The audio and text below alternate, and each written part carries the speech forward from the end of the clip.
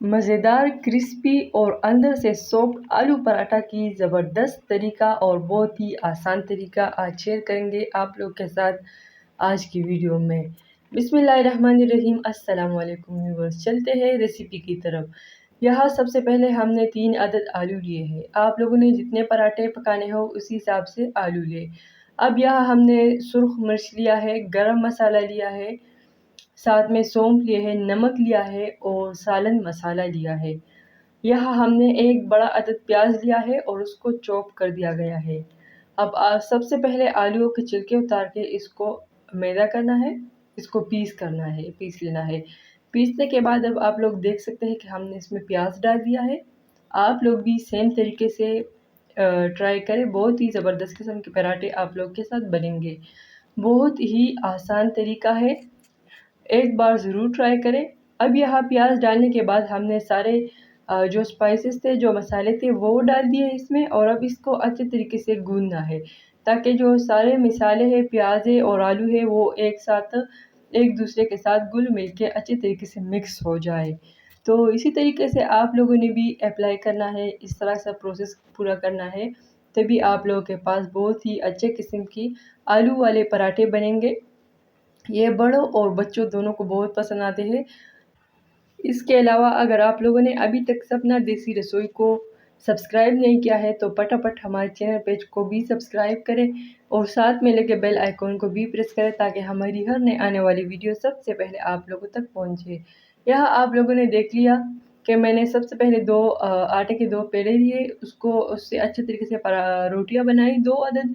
अब 1 अदद रोटी के ऊपर मैंने आलू की तह लगाना शुरू कर दिया है। इसी तरीके से पूरे पराठे के ऊपर मैंने आलू की तह लगाना है। इसी तरीके से आप लोग भी लगाएं। आलू की तह लगा के इसके ऊपर हमने दूसरा वाला पराठा रखना है और तब इसको पका के इससे बनेगा आलू का पराठा, जो कि बहुत ही ज़बरदस्त किस्म का होता है। ये आप लोग देख सकते हैं, मैंने इसके ऊपर दूसरा वाला रोटी लगा के इसको तवे के ऊपर रख दिया गया है। तवे को मैंने पहले से गर्म किया था। अब इसकी जो बाकी सेटिंग है वो मैंने ऊपर तवे के ऊपर करना है, क्योंकि नीचे अगर आप लोग बेलन पर इसको ज़्यादा चलेंगे तो फिर आप लोग के पास पराठा सही से नहीं बनेगा। अब यहाँ आप लोग देख सकते हैं कि इसका एक साइड जो है वो पक चुका है और दूसरा भी फ्राई हो रहा है।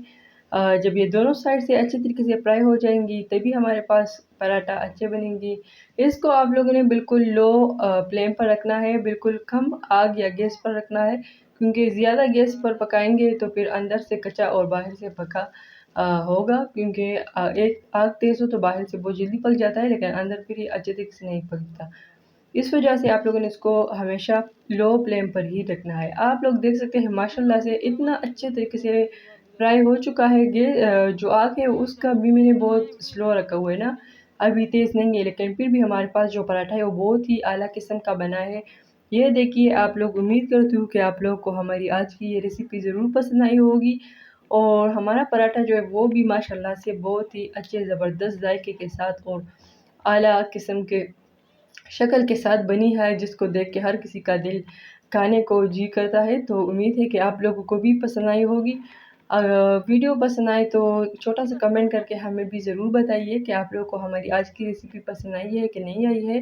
वीडियो को लाइक किए बगैर बिल्कुल भी नहीं जाना, चैनल को सब्सक्राइब करें और इस वीडियो के अलावा हमारे चैनल पेज पर बहुत ही अच्छी-अच्छी किस्म के रेसिपीज़ मौजूद हैं, कम इंग्रीडिएंट्स के साथ और कम खर्चे वाले, तो आप लोग जाके ज़रूर एक बार देख लिए।